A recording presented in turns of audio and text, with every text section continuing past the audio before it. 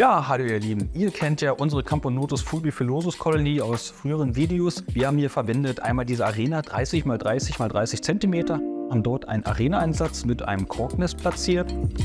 Das ganze Nest ist schon total voll, das heißt, die haben kaum noch Platz. Wir haben auch schon ein weiteres Nest hier platziert. Auch das ist jetzt schon voll. Deswegen haben wir uns überlegt, wir wollen den Tieren richtig viel Platz bieten.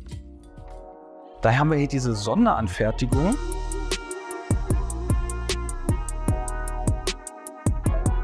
Das ist jetzt hier eine Arena, die ist 1,20 Meter x 80 x 50 cm hoch. Wir haben das Ganze jetzt ein bisschen mediterran gestaltet, das heißt ein bisschen Wüstenboden, ein bisschen Sukkulenten hier drin. Interessant zu beobachten bei dieser Art ist auf jeden Fall, dass sie die Eigenschaft hat, wenn dort eine Tränke vorhanden ist, dass sie die Ganze so einbauen. Buddeln das Ganze wirklich komplett so ein oder türmen dann auch Sand mit drauf.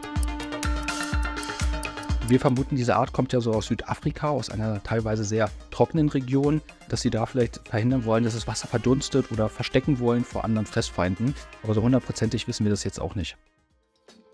Wir haben jetzt nicht 1:1 die Vegetation, wie die jetzt in Südafrika vorkommt, aber ich denke mal, den Tieren wird es trotzdem gefallen.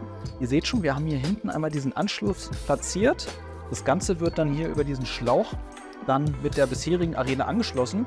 Ihr dürft euch jetzt einfach mal anschauen, wie die Tiere dieses neue Habitat hier annehmen.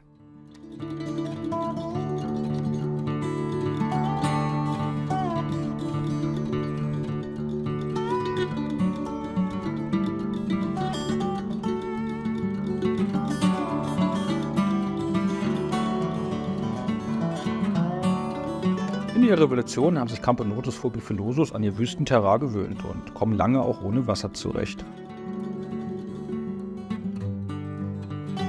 Ihre langen Beine helfen dabei, genügend Abstand zu dem heißen Wüstenboden zu bekommen.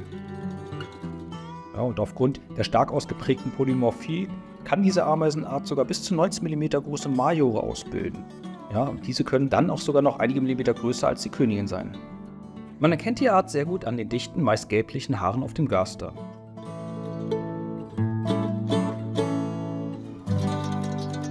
Entdeckt wurden sogar auch Kolonien mit schwarzen Punkten oder eher silbrigen Haaren.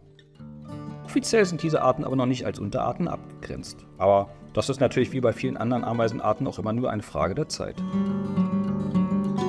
Spannend zu sehen ist auch, wie die Arbeiterinnen den lockeren Sand der südafrikanischen Region mit ihren kräftigen Vorderbeinen abtragen, ja, und so Zugang zum Nest schaffen. Mit Beginn des Umzuges hier in unsere speziell angefertigte Arena konnte man dieses Verhalten verstärkt beobachten. Einige Wochen später sieht man sie eher selten graben. Ja, die Arbeiterinnen beschränken sich dann hier eher auf die Stabilisierung des inneren Nestes. Neben allem, was Zucker enthält, ja, lieben diese Tiere teilweise auch Blüten, Honigtau und viele kleine Insekten, ja, wie zum Beispiel auch unsere Heimchen hier aus dem Glas. Hier könnt ihr auch gerade mal sehen, wie gerade eins fachgerecht zerlegt wird.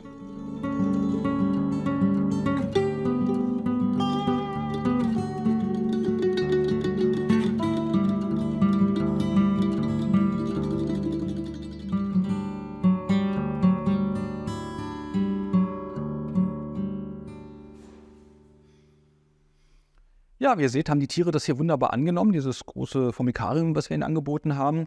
Hier können sie wirklich frei graben. Wir haben ordentlich dick Bodengrund hier mit drin und ihr seht auch schon den großen Stein, haben sie überall die ganzen Nesteingänge gegraben. Sie sind noch nicht ganz ausgezogen, weil dieses alte Nest fühlten sich wahrscheinlich so wohl, dass sie da noch nicht einfach so ganz raus wollten. Deswegen haben wir die alten Nester hier hinten nochmal so platziert. Ja, und wenn die restlichen Tiere ausgezogen sind, dann kommt es dann auch nochmal raus. Ja, also grundsätzlich ist es natürlich möglich, auch so eine Sonderanfertigung. Also wenn ihr größere Becken wollt, also jetzt nicht nur einfach was von der Stange, können wir das natürlich auch realisieren. Einfach dann bei uns anfragen. Und ja, ich hoffe, es war für euch interessant. Ihr konntet ein paar Informationen mitnehmen. Vielen Dank fürs Zuschauen. Bis zum nächsten Mal.